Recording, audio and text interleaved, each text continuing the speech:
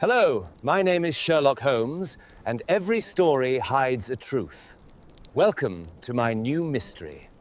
The rain had begun before dawn, soft at first, then steadily swelling into a cold, persistent drizzle that seemed to seep into the very bones of London. The city lay shrouded beneath a pall of fog and morning. The carriages moved slowly through the narrow lanes, their wheels whispering across slick cobblestones. Bells tolled faintly in the distance, announcing the funeral of Professor Alaric Mortlake, a name once uttered with reverence in the lecture halls of the Royal Society, and now murmured only with unease. Sherlock Holmes stood at the gate of St. Bartholomew's Cemetery, his tall figure drawn against the gray sky. The brim of his hat cast a sharp shadow across his face, and his keen eyes, those ever-calculating instruments of perception, traced every motion among the small cluster of mourners. I stood beside him, collar turned up against the wind, my hands deep in the pockets of my coat. Holmes had spoken little since dawn, but I could see the machinery of thought grinding ceaselessly behind his calm exterior. "It is a strange business, Watson," he murmured at last, his voice low, almost lost beneath the rustle of the black umbrellas. A funeral without a body, and yet a coffin heavy enough to require 4 men to bear it. I followed his gaze to the pallbearers, who struggled slightly as they lowered the dark oak casket into the open grave. The rain struck the lid like a whispering drum. Around us stood only a handful of figures. 2 professors from the university, a thin woman in mourning black whose veil obscured her face, and the late Mortlake's solicitor. No family, no clergy beyond the hired chaplain muttering his perfunctory prayers. "I must confess," I said quietly, "I do not understand why we are here, Holmes. The man perished in a laboratory fire. His remains were said to be unrecognizable." Holmes's lips twitched faintly. "So they were said. And yet no one, not even the coroner, has claimed to have seen them." He drew from his pocket a narrow strip of paper, a telegram, creased and damp from the rain. He handed it to me without a word. It read, "He is not dead. Come if you value truth. A friend." There was no signature. "Received early this morning," Holmes said. "No address traceable, yet the handwriting, I suspect, belongs to a woman." Before I could inquire further, the service concluded. The gravediggers moved in, lowering the coffin completely and beginning to shovel earth upon it. The sound was dull, heavy, final. Holmes's expression did not change, but I noticed his fingers flex once, a small, involuntary gesture I had come to recognize as a sign of mounting tension. As the mourners dispersed into the mist, Holmes turned abruptly. "Come, Watson. Let us walk." We followed the cemetery path toward the northern gate, boots sinking slightly into the sodden ground. The fog had thickened, curling between the gravestones like living smoke. It was as though the city's sorrow had condensed into a tangible thing. Holmes stopped suddenly near a row of older headstones. A shallow impression marked the earth, the faint outline of something rectangular recently moved. He knelt, running a gloved hand lightly over the ground. "Observe," he said. "This plot was disturbed within the last 24 hours.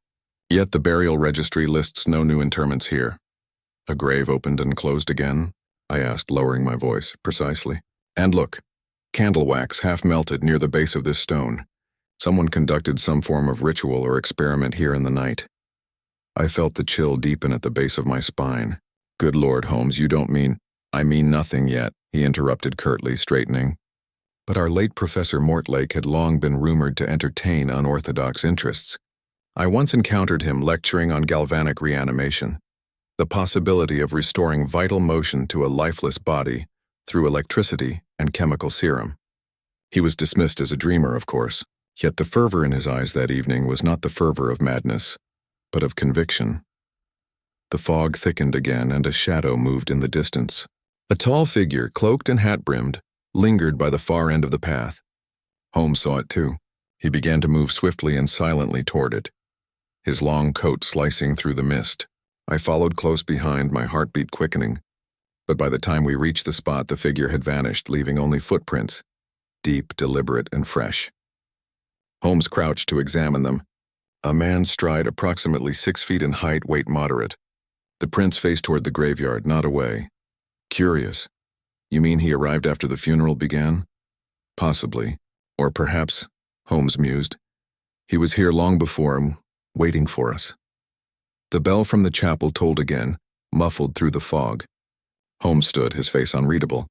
"Come, Watson. There is more to see before the night ends." We departed the cemetery as dusk descended prematurely under the weight of storm clouds. London's streets gleamed with reflected gaslight, distorted in puddles and gutter water. Holmes hailed a cab and we rode in silence until the driver pulled up before a tall, ivy-clad townhouse on Mortlake Hill, the late professor's residence. The front gate hung half open, its hinges whining softly in the wind. No light showed from within. The building loomed dark and still, a mausoleum of its own. Holmes produced a slim tool from his coat and made quick work of the lock. The door yielded with a reluctant groan. Inside, the air was cold and heavy with the scent of burnt wood and formaldehyde. The entryway bore the faint scars of the fire, blackened edges along the stair rail, blistered paint, cracked plaster. But the deeper we ventured, the less evidence there was of real destruction. "Remarkable," Holmes said quietly. "If the fire consumed the laboratory completely, how do you explain this?" He gestured toward a corridor lined with portraits, their gilt frames untarnished, the floorboards only slightly warped.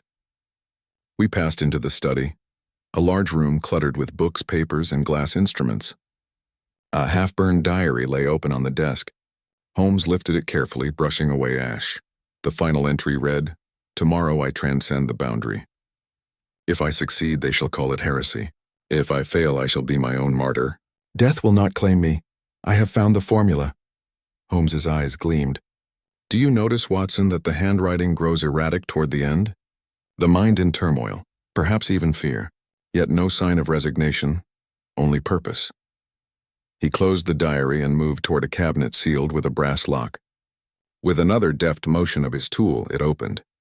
Inside were jars of pale fluid, several vials marked with strange symbols, and a folded piece of parchment. He unrolled it across the table. It depicted a crude human outline surrounded by notes on nerve conduction and cellular reanimation. "This, my dear Watson," Holmes murmured, "is not the work of a man dabbling in theory. It is the work of one who means to act." A sudden sound broke the stillness and a faint thud from somewhere below. We froze. Holmes's head tilted slightly, his hand instinctively reaching for the pistol in his coat. "The cellar," he whispered.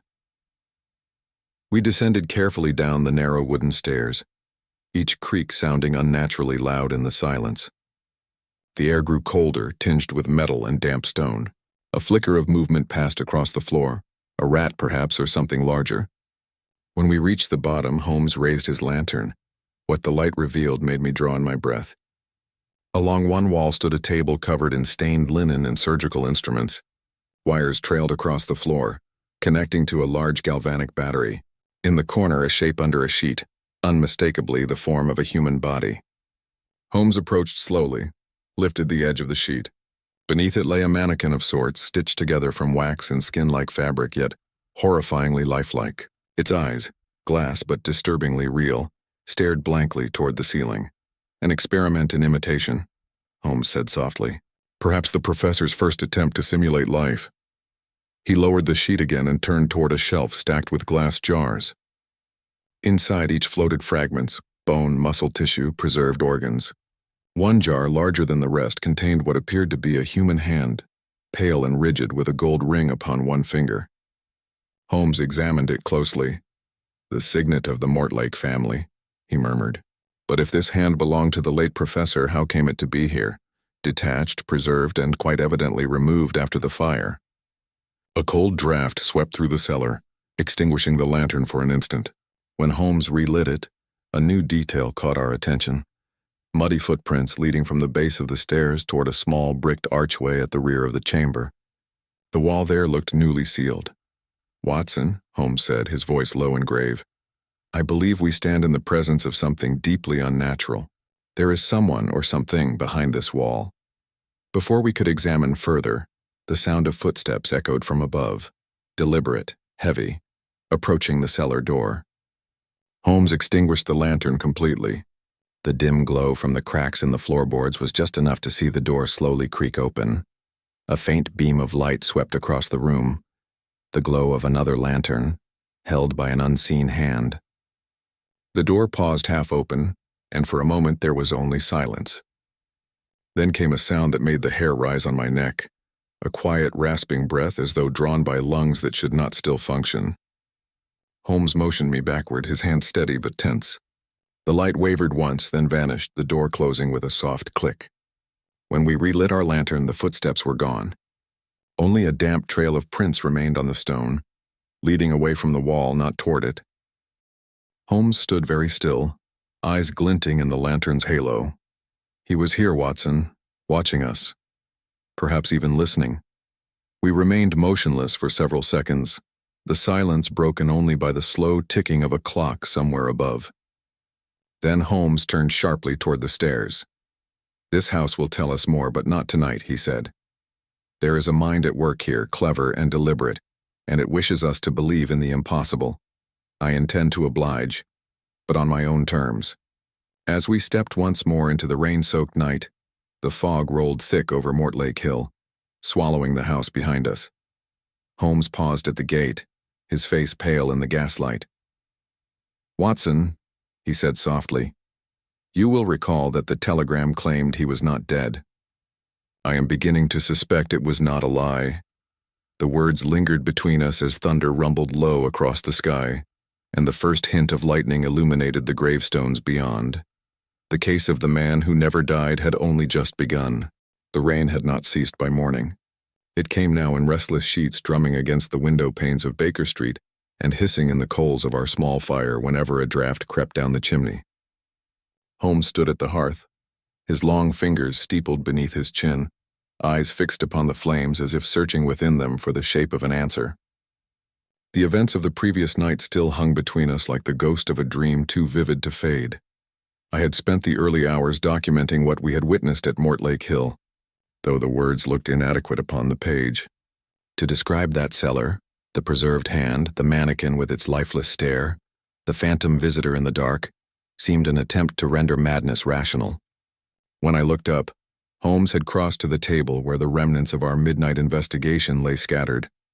The burned diary, the strange parchment covered in notes and diagrams, and the small fragment of wax scraped from the disturbed grave. "Watson," he said quietly, "have you ever considered the possibility that the mind may continue its work even when the body no longer serves it?" I blinked, setting down my pen. "You refer to the professor's theories of reanimation?" "Precisely. Mortlake's pursuit of the boundary between life and death was no mere philosophical indulgence. He sought a mechanism, a formula, to carry thought beyond the decay of flesh." Holmes turned the diary in his hands, eyes narrowing at the blackened edges. He believed death could be postponed, perhaps even escaped entirely. "And yet," I said, "what we saw last night proves only that someone wishes us to believe he succeeded." Holmes gave a thin smile. "Exactly. Which is why we shall return to Mortlake Hill this evening, by invitation." He handed me a folded letter recently delivered by the Morning Post. The handwriting was elegant but firm, its loops confident and measured. "Mr. Holmes, you will find answers to your inquiries should you come to Mortlake House at sunset. I request that you come alone, though I suspect you will not. Bring your courage, for you will need it. A friend of the late professor." "There is no address, yet the wording leaves little doubt as to its origin," Holmes said. "It was written by the same hand as last night's telegram." I read it again, feeling the chill of foreboding crawl along my spine. "You mean to walk into a trap?" "My dear Watson," Holmes replied, reaching for his hat, "one cannot catch a spider without first stepping into its web." The day dragged on beneath a sky the color of ash. The city seemed subdued, its usual roar softened by rain. By the time evening descended, the fog had returned, dense, suffocating, curling around lamplights until they appeared as distant, trembling stars. We took a hired carriage to Mortlake Hill, the road glistening under the wheels like black glass. When the house came into view, it seemed almost alive beneath the moon's pallor, its windows faintly aglow, as though it watched our approach with a dozen sleepless eyes. The front door, which we had left bolted the previous night, now stood slightly ajar. Holmes stepped down first, the lantern in his hand casting a small circle of gold upon the wet stones. "Note, Watson. The lock repaired and recently oiled. Someone wishes us to enter easily." Inside the air was colder than before, the silence oppressive, yet faint music reached us from somewhere above. the thin, uncertain notes of a violin. It was not Holmes's confident tone, but something hesitant, halting, like a player unfamiliar with life's rhythm. Holmes raised a finger to his lips, and we advanced cautiously up the stairs. The melody ceased as suddenly as it had begun. A moment later, a door at the end of the corridor creaked open.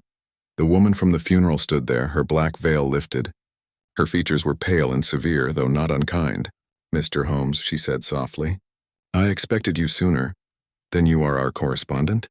Holmes asked, his tone polite but wary. "I am Lydia Mortlake," she replied. "The professor's widow, or perhaps I should say his survivor." Holmes bowed slightly. "I must express my condolences, though I sense you do not entirely believe your husband to be dead."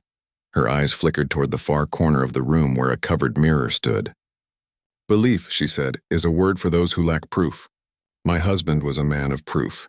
He told me once that death was only a veil, easily lifted by the right mind." "Did he succeed in lifting it?" Holmes asked. She hesitated. "He vanished the night of the fire. I buried what the police brought me.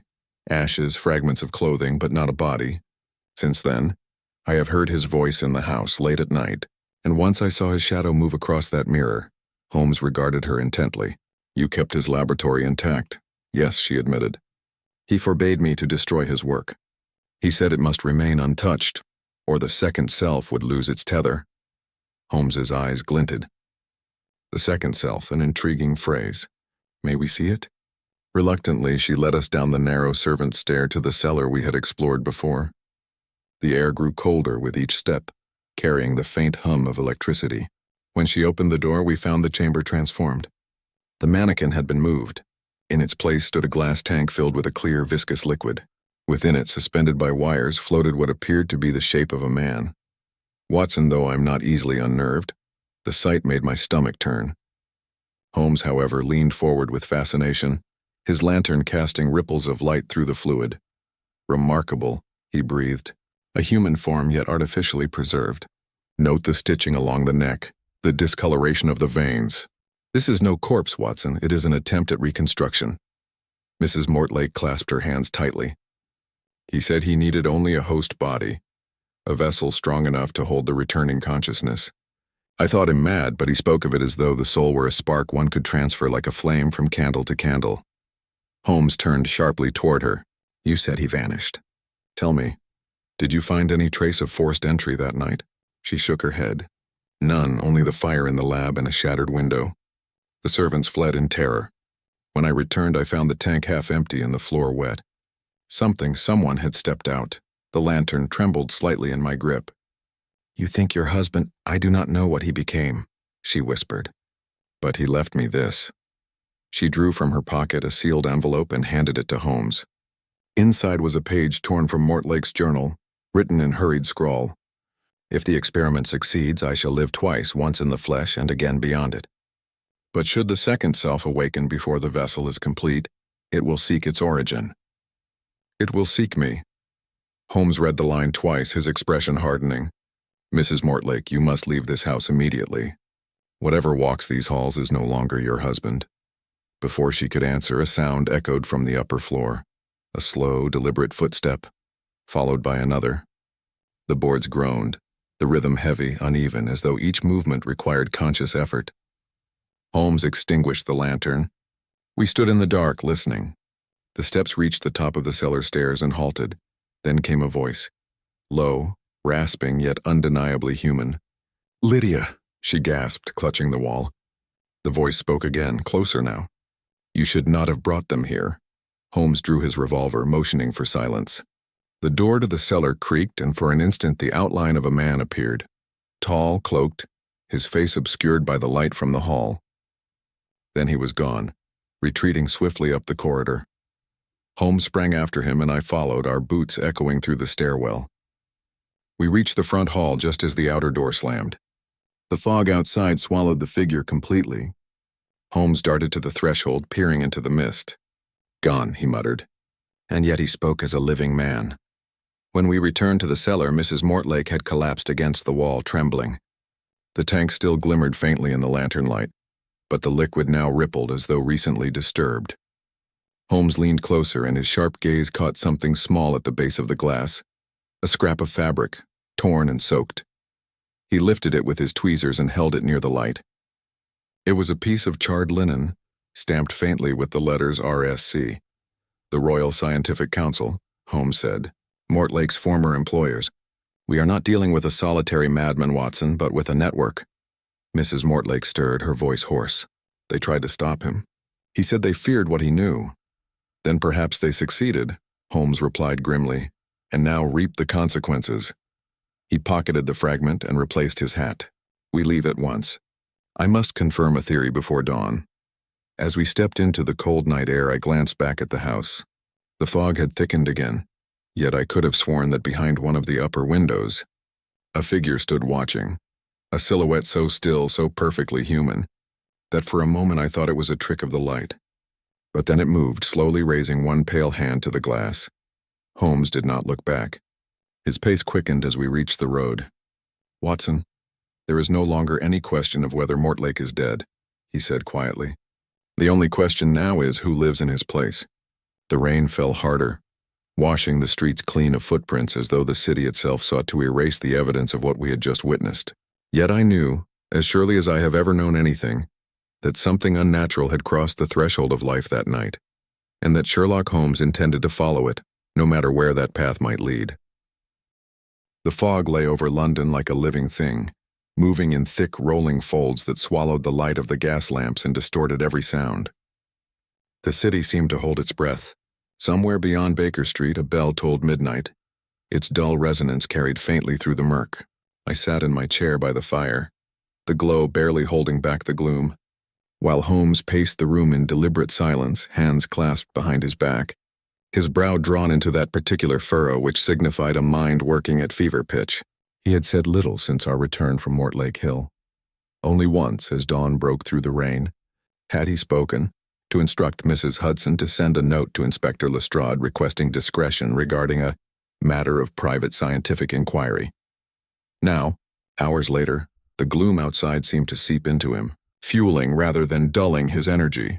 The voice we heard in that house was not an echo of death, Watson, he said suddenly, stopping short before the window.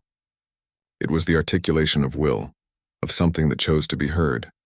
Whether it was the professor himself or an impostor, the effect is the same. A mind seeking to convince us that the impossible has occurred. I leaned forward. And what of the evidence, Holmes? The tank, the diary, the widow's testimony, surely you cannot dismiss them as mere artifice. Dismiss them? His eyes flashed. No, my dear fellow.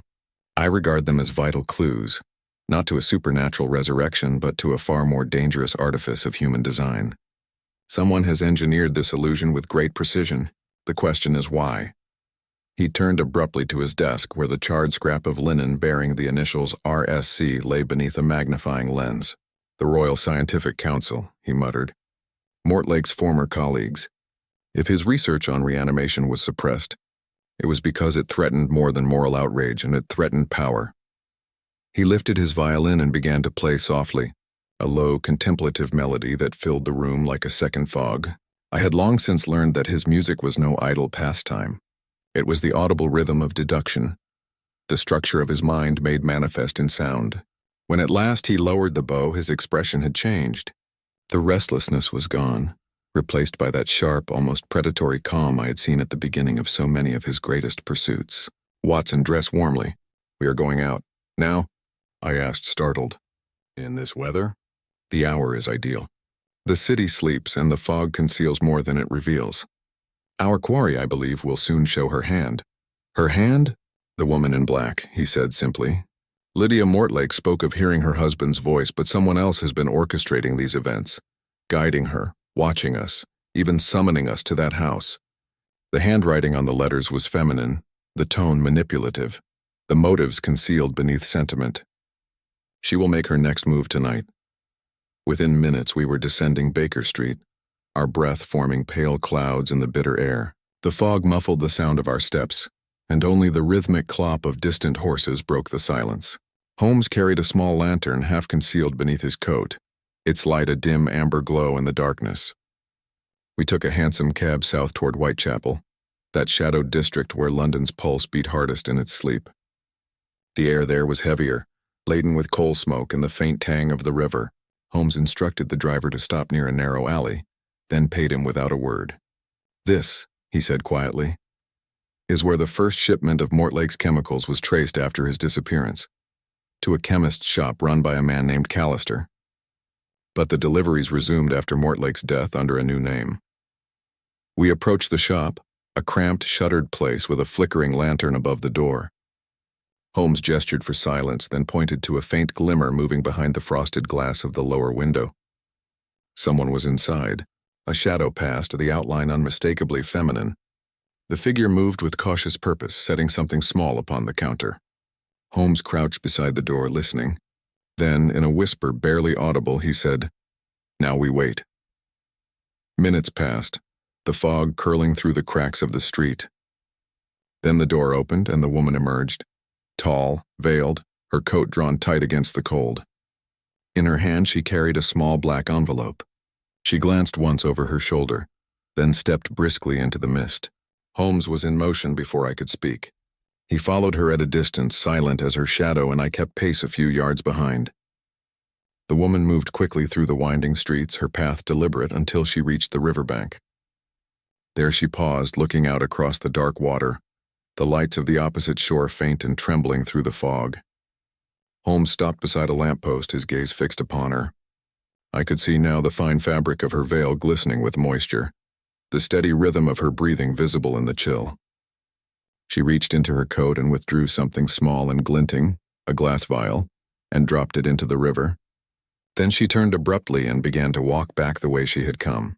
As she passed beneath the lamplight, Holmes stepped forward. "A cold night for disposing of secrets, madam." She froze, her gloved hands tightening around her purse. "Mr. Holmes," she said softly. Her voice was steady, almost resigned. "I wondered how long it would take you." Holmes inclined his head. "Then you admit your part in this elaborate charade?" "Charade?" A bitter laugh escaped her. "You think I'm the puppeteer of this nightmare?" "No, Mr. Holmes. I am only the last witness to its truth." He stepped closer. "You are connected to Mortlake. I was his assistant once," she said, her voice low. "Before the council condemned his work. They called it an abomination. But I believed in him. We both did." Holmes's tone sharpened. "And yet you send me telegrams, letters, and warnings." "Why?" "Because he's alive," she whispered. "Or something that wears his face is." The fog swirled around them, dimming the light until her figure seemed to blur at the edges. "After the fire," she continued, "I saw him near the docks. His posture, his walk, his voice, all identical. But his eyes," she shivered. "They were not his own. There was no recognition, no warmth, only hunger." Holmes regarded her in silence. "You saw him where?" "At the chemist's. He came for supplies, for compounds I once mixed under his instruction. Nerve catalysts, preservation serums. When he left, the door lock had corroded as though eaten by acid. That is when I began writing to you." "And tonight?" Holmes asked. "The vial you discarded, what did it contain?" "A sample of the serum," she said. "He left it behind after his last visit. I could not risk it being found." "Yet you did not destroy it in the fire." "No. I thought it might help me understand what he had become." For a moment she hesitated, then removed her veil. Her face was pale and drawn, her eyes shadowed by sleeplessness. "You think this a trick of science or madness, Mr. Holmes. But tell me, if the mind can survive the body, does it not still crave life? He found a way to feed that craving. He takes what he needs." Holmes's gaze hardened. "What he needs?" "Blood, Mr. Holmes," she whispered. "Not for nourishment and for energy. The serum draws it like current through wire." I felt the chill deepen around us. Holmes remained utterly still, the faint lamplight carving his features into cold precision. "And where is he now?" She shook her head. "He watches me always. I feel him near the house, near the graveyard. But he fears you. He told me long ago that only a mind sharper than his own could ever destroy him. I suppose he meant yours." Holmes's eyes narrowed. "Then let him come." The woman flinched, glancing past him toward the fog. "He already has." Before either of us could react, a movement stirred in the mist behind her, a shadow darker than the fog itself. Holmes stepped forward, but the woman cried out, clutching her throat. The shape lunged, a blur of motion, a muffled struggle, and then both figures vanished into the swirling gray. "Watson!" Holmes shouted, and we ran toward the sound. But by the time we reached the edge of the embankment, only the fog remained. A faint splash echoed across the river, followed by silence. Holmes swept the lantern over the ground. There, near the stones, lay the woman's black veil, torn, soaked, glistening faintly with a residue that shimmered like oil. Holmes knelt, touching it lightly, then held his fingers to his nose. "Formalin," he murmured. "The same compound from Mortlake's laboratory." He rose slowly, his face pale but resolute. "He is not content to haunt his own death, Watson. He has begun to harvest the living." The river whispered against the stones, the fog closing around us once more as if to conceal what it had just witnessed. Holmes stood unmoving, his gaze fixed upon the dark current. "Come," he said at last, his voice quiet but firm. "The hunt has truly begun, and before it ends, we shall learn whether science has indeed found a way to make the dead walk, or whether something far older wears its guise." We turned from the river and vanished into the London mist, the echo of that woman's final cry still clinging to the night like the memory of a soul unwilling to rest. The carriage wheels rattled through the sleeping streets, scattering mist like breath on glass. I sat opposite Holmes, the lamplight within the cab flickering over his sharp, intent features. His hands were folded, his eyes distant, and though he spoke not a word, I could feel the energy within him like the taut wire of a drawn bow. He was not merely analyzing anymore, he was hunting. The events of the previous night had left their imprint upon both of us. The woman's scream, the dark figure swallowed by fog, and the black veil gleaming with the chemical scent of death. Holmes had not slept since. At dawn, he had poured himself over her torn garment with the precision of a surgeon, identifying traces of the same alchemical serum found in Mortlake's cellar. By noon, he had issued letters to contacts across London, scientists, inspectors, and even former criminals. Now nearing midnight again, his silence broke. "There is a circle, Watson," he said softly, "hidden beneath the surface of London's academic veneer, a network of men who treat the grave not as an end, but as a doorway. Mortlake was not its only adherent." I watched him closely. "You mean others have pursued his work?" "Indeed.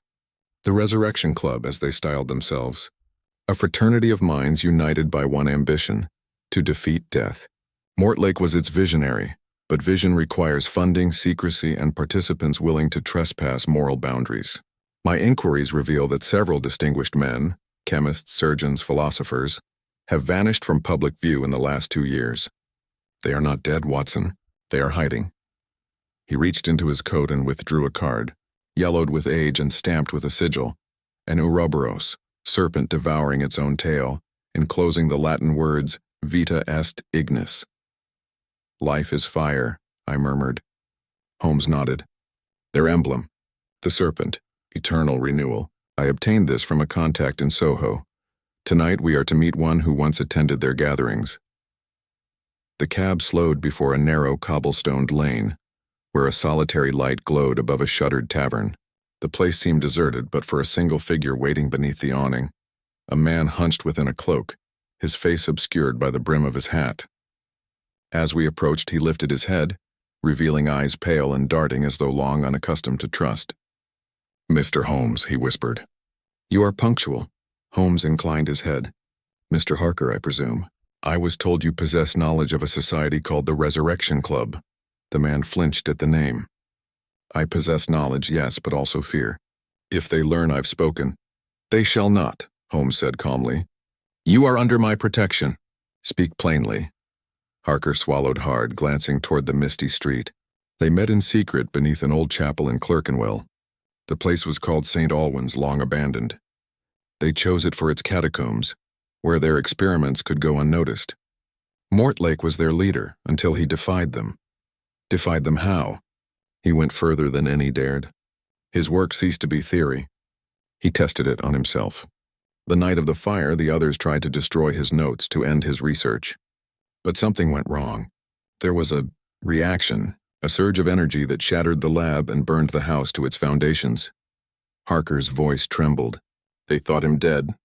But a week later, one of them swore he saw Mortlake in the crypts, alive, his flesh pale as wax, his eyes like glass. After that, the club disbanded. Or so we believed. Holmes regarded him silently.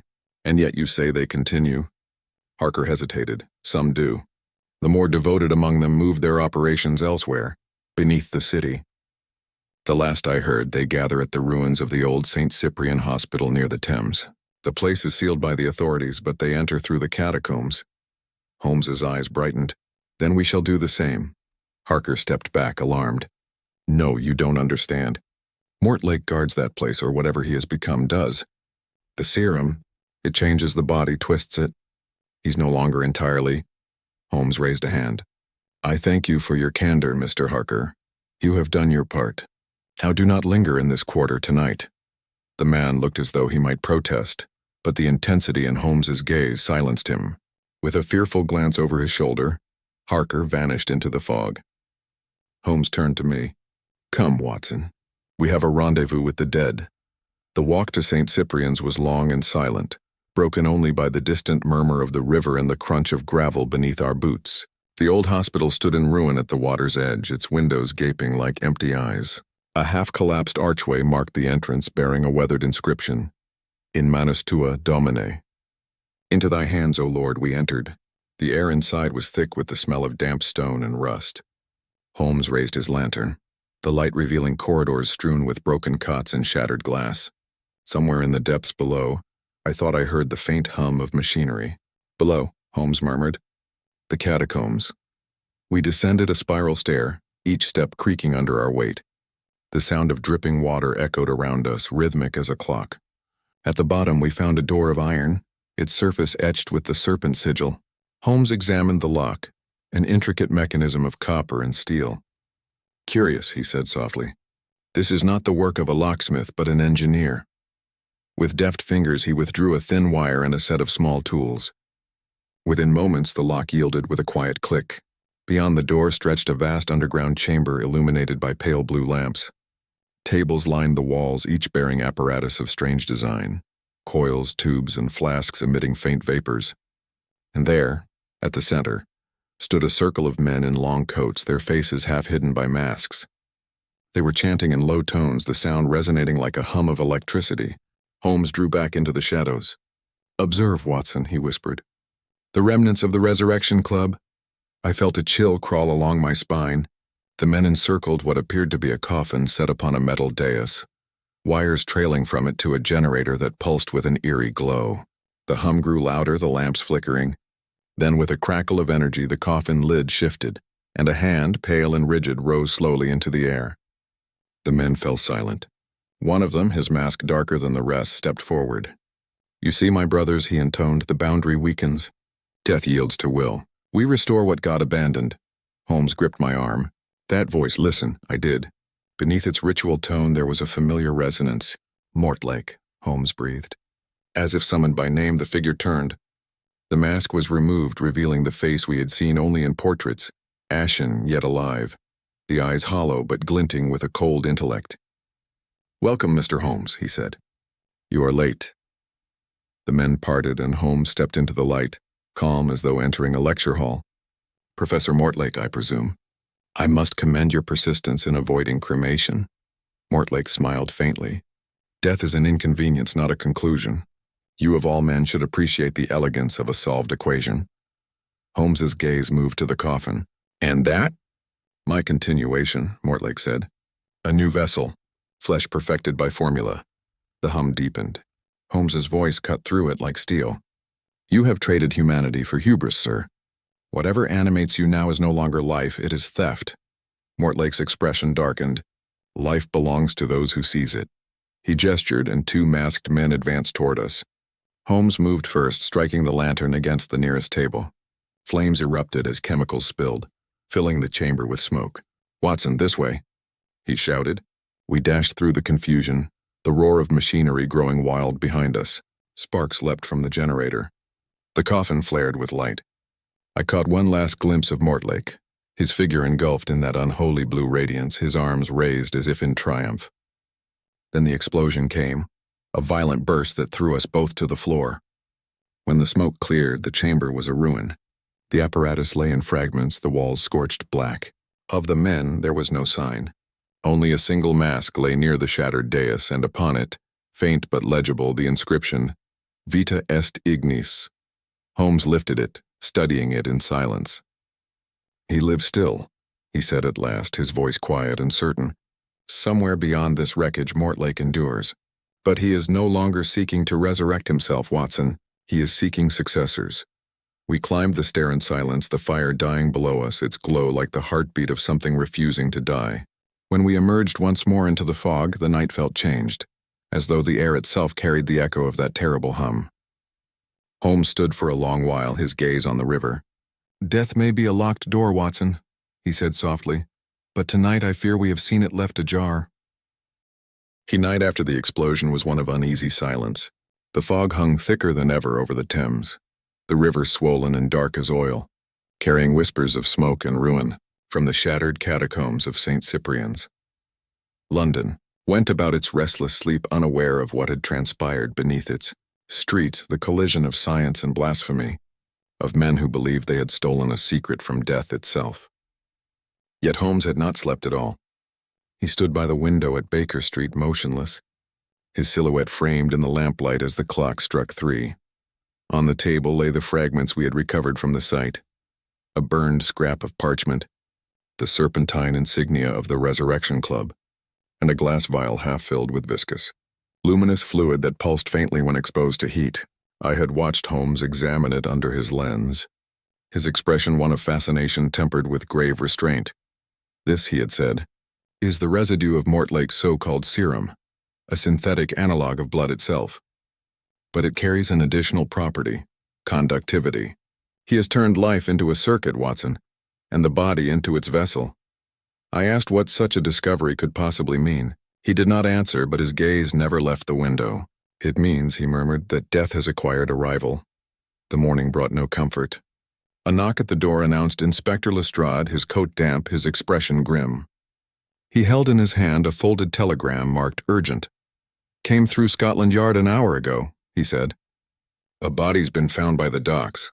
You'll want to see this one yourself, Mr. Holmes." Holmes unfolded the paper, his eyes narrowing as he read. Then he looked up sharply.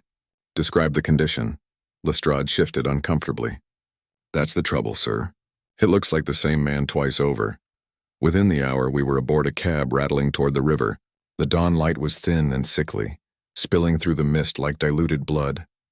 At the wharf, a small crowd of constables stood guard over a makeshift tent beside the water. Inside, upon a plank table, lay the corpse. I had seen death in every guise imaginable, war, disease, and crime, but never anything quite like this.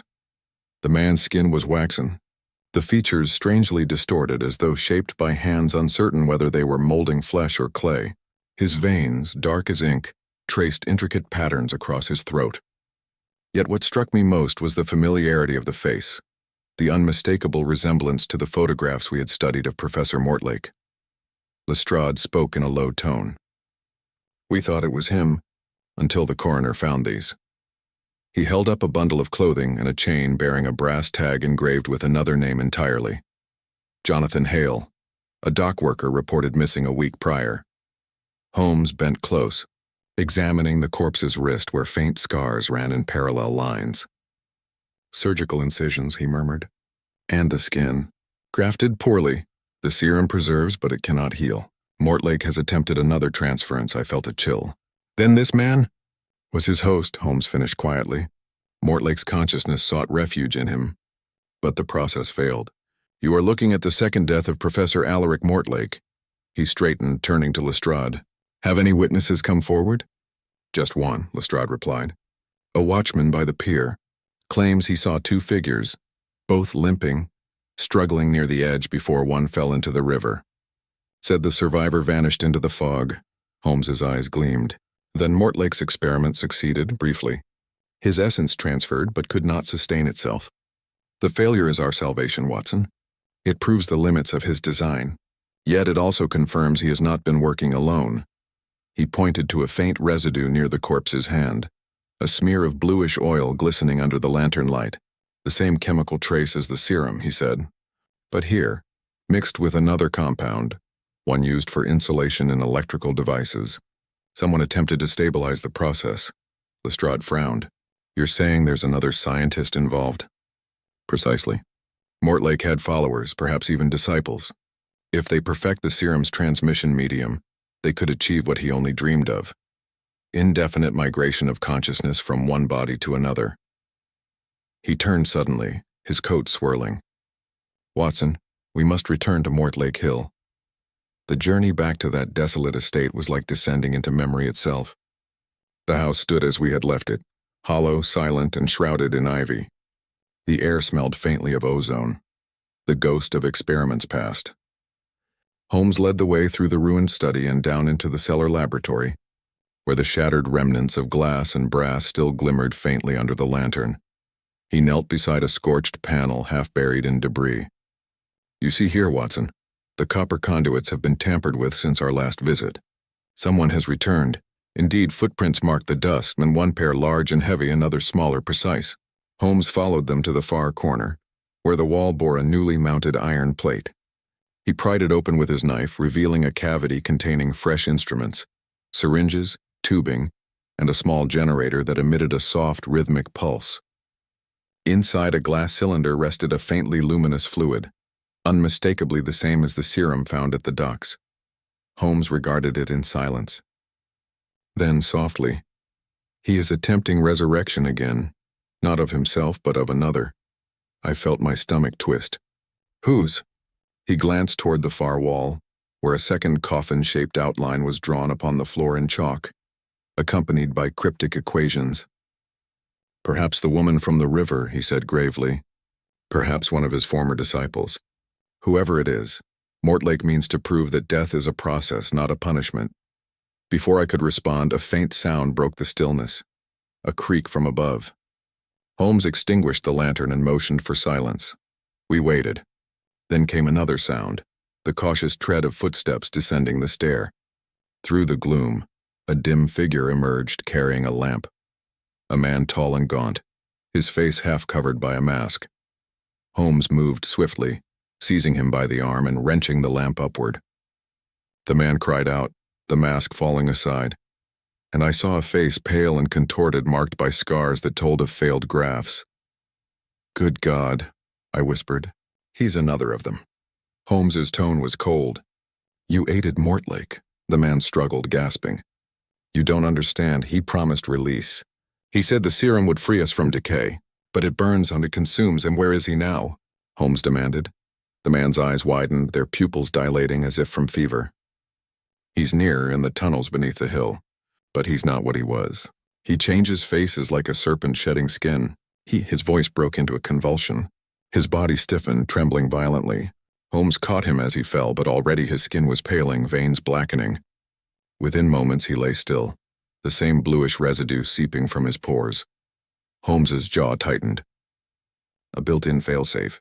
Mortlake ensured no one could betray him alive. He rose, his gaze sweeping the chamber. "We are close now, Watson. The house, the catacombs, the serum. All threads in one web. Mortlake has been testing not merely bodies, but consciousness itself, and if his pattern holds, he will seek another host soon." "Another?" Holmes's eyes flicked toward me, their intensity unflinching. "Perhaps one with the intellect to appreciate his design. Perhaps the only man who has outdeduced him." I stared. "Holmes, surely not." He said nothing, only turned to the table and pocketed the glowing vial. "Come. There is one last experiment I must conduct, and it will be safer under my observation than his." We left the house just as dawn broke, pale light bleeding through the mist. Behind us, the manor loomed like a dying god, its windows dark and sightless. As the cab carried us back toward Baker Street, I saw Holmes cradle the vial in his gloved hand, his expression unreadable. "Mortlake has perished twice," he said at last, almost to himself, "yet the pattern persists. Every death is but a transition, every experiment a rehearsal for the next attempt. If he succeeds, Watson, he will not merely cheat death." He turned his eyes to me, calm but grave. "He will redefine it." The words hung between us, heavy as the fog that swallowed London whole. Somewhere beyond the waking city, a shadow moved. Perhaps man, perhaps something less forgiving. And I could not shake the dreadful certainty that our pursuit had only just begun. London's morning fog had begun to lift by the time we returned to Baker Street. though it left the air heavy, thick with the kind of silence that seems to press against one's chest. Holmes moved through the sitting room without a word, the faint glow of the vial still pulsing in his coat pocket like a hidden heart. He lit no fire.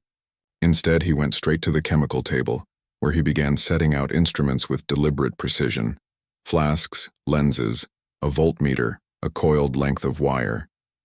His movements were measured, almost ritualistic, as though he were arranging the altar for some grim experiment. I watched him uneasy. The lines around his eyes were deeper than usual, his face drawn and pale beneath the lamplight. I could see that he had not slept in 2 nights, and the strain was beginning to tell. Still, his mind worked ceaselessly, that relentless engine that refused the mercy of rest. "Holmes," I began carefully, "you've scarcely eaten since yesterday. If Mortlake's serum is as dangerous as you suggest, then to study it unprotected—" He cut me off with a gesture. "There is no time for caution, Watson. Mortlake's genius was corrupted by his ambition, but his design, his method, is sound. The fluid contains not merely organic compounds, but microconductive elements that respond to neural frequencies. It is, in essence, a liquid memory." I felt a chill. "You mean it records thought?" "Records, transmits, and possibly sustains it," Holmes replied. "If Mortlake succeeded even partially, then his mind, or what remains of it, could still exist somewhere within this residue. The serum is not just the key to resurrection. It is the vessel of consciousness itself." He adjusted the lens of his microscope, lowering the vial beneath it.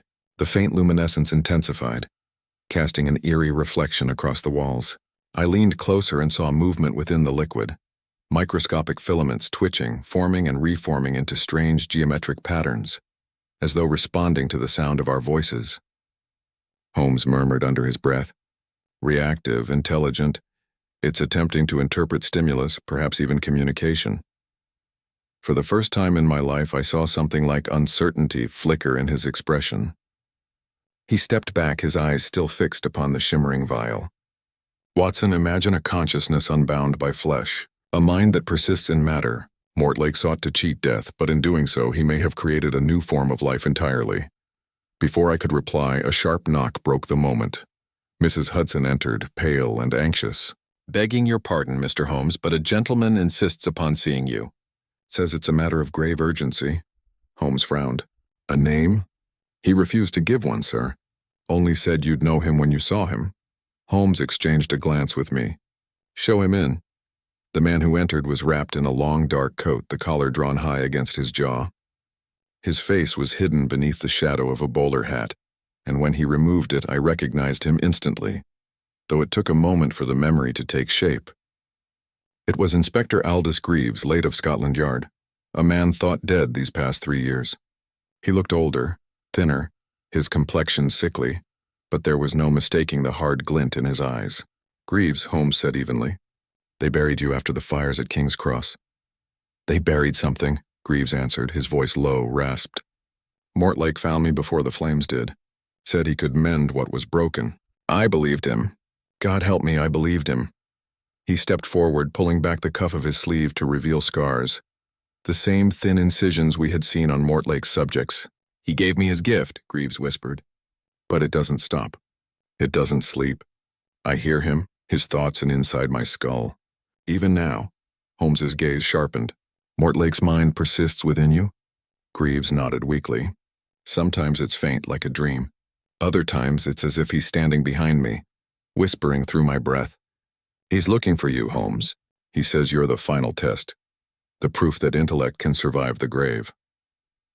Holmes regarded him with a terrible calm. "Then Mortlake's consciousness has not died at all. It has transferred, partially, imperfectly, but undeniably. The serum succeeded," Greaves swayed, his voice trembling. "You don't understand. It's not life. It's hunger. He's trying to overwrite me. Every night I feel him clawing deeper. If I sleep, I'll wake as him." Holmes moved swiftly, taking his pulse. "The serum's electric resonance is amplifying within your nervous system. We must stabilize it, or the consciousness will consume your own. Watson, the galvanic electrodes, quickly." We worked in silence for the next few minutes, Holmes attaching the brass electrodes to Greaves's temples while I adjusted the generator's current. Greaves gasped as the first jolt passed through him. his body arching against the chair. The serum's glow beneath his skin pulsed violently, veins shimmering blue for an instant before dimming again. "Enough," Holmes said, shutting off the current. "If we continue, we risk killing what remains of him." Greaves slumped forward, breathing shallowly. Then, in a voice not his own, calm, articulate, chillingly familiar, he spoke. "You cannot undo what has been begun, Holmes." The sound froze me. It was Mortlake's voice. Holmes's eyes flashed. "You presume to speak to me from beyond the veil, Mortlake?" The voice in Greaves's body gave a hollow laugh. "Beyond, you misunderstand. The mind is not a place, Sherlock. It is a frequency. I have merely changed my wavelength." Holmes leaned closer, unflinching. "And to what end?" "Immortality? Dominion over men's bodies? To evolve," the voice replied. "To shed the decay of flesh. You should understand that better than anyone. A mind as magnificent as yours confined by mortality. Join me, together we can perfect it." For the briefest moment, Holmes was silent. Then his tone hardened. "You mistake curiosity for temptation, Mortlake. You have not conquered death. You've merely prolonged its shadow." The glow within Greaves's veins began to fade, his body trembling violently. Mortlake's laughter echoed one last time before dissolving into a scream. Then the room was still. Greaves collapsed motionless. I checked his pulse, faint but present. Holmes, however, had gone utterly still, staring into nothing, his expression distant. "Holmes," I said. He blinked as though returning from far away. "He reached for me," he murmured. For a moment I felt him, not as a voice but as an idea. Cold, vast, unending, the mind that would not rest. He turned to the table and picked up the vial once more. "He's not gone. Not entirely. The serum responds to intellect, to will. It needs a host, and he knows mine is suitable." "Then destroy it," I said quickly. "For God's sake, before he—" Holmes looked at me sharply. "No, to destroy it is to end the evidence. I must understand it first, contain it. Knowledge, Watson, is the only weapon against such horror." "Knowledge," I said bitterly, "or obsession." He gave no answer. Instead, he locked the vial inside his steel cabinet and turned the key. "We'll keep it under guard until I devise a counteragent. But mark my words, and this is no mere science we face, Mortlake's consciousness has become a contagion of thought. If it finds its way into the wrong mind—" He let the warning hang. Outside, the fog had begun to return, swallowing the street in a gray pallor. I thought of Mortlake's voice echoing through another man's throat, of that inhuman persistence, that refusal to die. And when I looked at Holmes, standing alone before the window, his reflection ghosted against the glass, I could not shake the fear that Mortlake had already found his next vessel. The days that followed were shrouded in an uneasy silence. Holmes withdrew deeper into himself, emerging only to pore over his chemical analyses or to pace the sitting room in restless thought. He scarcely spoke, and when he did, it was often to himself, low, fragmented mutterings about resonance thresholds or neural echoes. The vial remained locked in the steel cabinet by the hearth, yet I could not help but notice that the faint glow within it sometimes pulsed, as though something inside still breathed. One evening, as the rain tapped gently upon the window panes, I found Holmes standing before the fire, his violin in hand. He played not his usual haunting improvisations, but a single repeated note, high, trembling, and drawn out until it felt as though it might split the air. He stopped abruptly, setting the instrument down with a shudder. "It reacts to sound," he said without turning. "The serum?" I asked. He nodded. "Frequency, vibration, electricity, when it all connects. Mortlake's consciousness survives because it resonates. His mind is not trapped in matter, Watson. It exists as energy waiting for the right conduit to awaken it again." I frowned. "Surely that conduit cannot be you." His lips twitched in a humorless smile. "I fear he may have already made the attempt." He opened the cabinet. The vial's glow was stronger now, flickering in rhythm with the faint ticking of the clock. Every night since the encounter with Greaves, I have dreamt the same image, a grave split open, the earth breathing as though alive. And I hear him whisper, "Find me where the ground still burns." "Mortlake's grave," I murmured. Holmes nodded gravely. "The crypt at St. Bartholomew's. If Mortlake still lingers in some form, that is where the trail will end, or begin anew." We set out before dawn, taking a hansom cab through streets veiled in a pearly fog. The city was quiet, the lamps dim and ghostly, their reflections gliding across the slick cobblestones. Holmes sat rigid beside me, his gloved hands clasped tight, eyes fixed upon the mist ahead. When we reached the cemetery gates, the air was unnaturally still. The trees stood bare and black against the gray sky, and the faint scent of ozone hung upon the breeze, as though a storm were waiting to break. Holmes moved swiftly, lantern in hand, weaving through rows of leaning stones until we reached the marble crypt that bore Mortlake's name. It was sealed, the iron door secured by a lock that gleamed faintly wet. Holmes crouched to examine it. "Newly fastened," he said quietly. "Someone's been here, within the past 2 nights at most." He drew a thin pick from his pocket and set to work. The lock gave way with a reluctant click. The door creaked open, releasing a stale breath of air that carried the acrid tang of burnt chemicals. We stepped inside. The lantern light fell upon stone steps descending into the dark. The walls were lined with mortared brick, slick with moisture. At the bottom, the passage opened into a small chamber, Mortlake's tomb. But where a coffin should have lain, there was only an empty stone dais. A circle of blackened earth surrounded it, cracked as though scorched by lightning. Holmes knelt, brushing the ground with his fingertips. The same residue as before. Phosphoric trace. And look here, Watson. Footprints, fresh. I felt the hairs at the back of my neck rise. Then he's been here, alive? Alive or something close to it, Holmes said grimly. He raised the lantern, casting its glow across the chamber. That was when we saw it, etched into the far wall. A jagged mark burned deep into the stone. A spiral of intersecting lines. The symbol we had seen in Mortlake's laboratory. He's been conducting experiments here, Holmes whispered, continuing his work beyond the grave. The ground beneath us gave a faint tremor, so subtle I thought at first it was my imagination. Then it came again, stronger, a vibration through the soles of our boots, like a deep exhalation from the earth itself. The lantern flame wavered. Holmes froze, listening. "Watson," he murmured, "do you hear that?"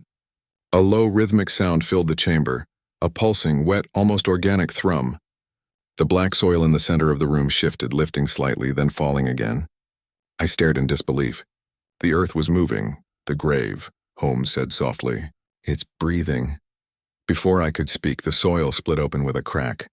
A hand, pale, rigid, and slick with mud, thrust upward, followed by the grotesque form of a man's face, half decayed, eyes open and unseeing yet somehow aware. The thing drew a rattling gasp, a noise that seemed to echo from inside the tomb itself. Holmes stepped forward, unflinching. "Professor Mortlake," he said coldly, "you have gone to extraordinary lengths to defy nature. Tell me what remains of you now." The creature's lips moved, forming words that emerged as a guttural hiss. "I remain. Everything." The sound vibrated in the air, and at once the vial in Holmes's pocket began to glow through the fabric of his coat, pulsing in time with the creature's breath. Holmes reached for it instinctively, but the light intensified, too bright to look at. The serum throbbed with a life of its own, responding to the energy radiating from Mortlake's half-living body. "Watson, the lantern," Holmes shouted. "Smash it." I hurled the lantern to the floor. It shattered, spilling flame across the dirt. Fire raced along the circle of scorched soil, and Mortlake's form convulsed, shrieking in agony. The sound was unlike anything human. 1,000 voices crying through a single throat. The chamber filled with smoke, the air thick with the scent of burning earth and decay. Holmes seized my arm. "Out now!" We stumbled up the stairs, choking, half blind. Behind us the ground roared, a deep thunderous crack as the tomb collapsed inward. When we burst into the cold dawn air, the entire crypt shuddered, the entrance caving in with a final groan.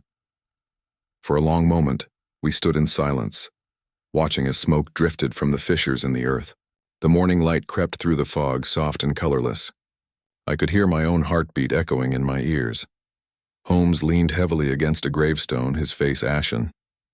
"It's done," I said hoarsely. "Whatever he became, it's ended." Holmes did not answer immediately. His gaze was fixed upon his coat pocket. Slowly he reached inside and withdrew the vial. The glass was blackened with soot, but within it, the faintest spark of blue light still flickered. I felt a cold dread twist in my gut. "Holmes, tell me it's inert." He closed his fingers around it. If Mortlake's theory was correct, consciousness is never truly destroyed and only displaced. When the tomb collapsed, the energy may have sought another anchor. It may have found one. You mean you? He gave a thin smile. Perhaps. Or perhaps it's only my imagination. He turned away, pocketing the vial once more. Either way, I shall not rest until I'm certain. Mortlake may have begun this, but it ends with me. The church bells of St. Bartholomew's began to toll, their solemn notes rolling through the fog. Holmes straightened, his silhouette framed against the drifting smoke, every line of his figure sharp and severe. For the briefest instant, I thought I saw the faintest shimmer beneath his skin, a pulse, like the echo of that same blue light. Then it was gone. He looked toward me, his expression unreadable. Come, Watson. We've one last report to write. We left the graveyard as the sun rose, the fog dissolving into gold. Yet as we walked, I could not shake the feeling that something unseen followed us. Not a man nor a ghost, but a whisper in the air itself. And though Holmes never spoke of Mortlake again, I sometimes caught him staring into the fire late at night, as though listening for a voice that only he could hear. It was then I understood the true horror of what we had witnessed. Not that Mortlake had conquered death, but that in seeking to do so he had left a fragment of himself, a seed of consciousness that could never be buried. And sometimes when the wind sighs against the windows of Baker Street, I could swear it carries the faintest echo of his words, half lost in the fog. The mind does not die, Doctor. It only changes its host.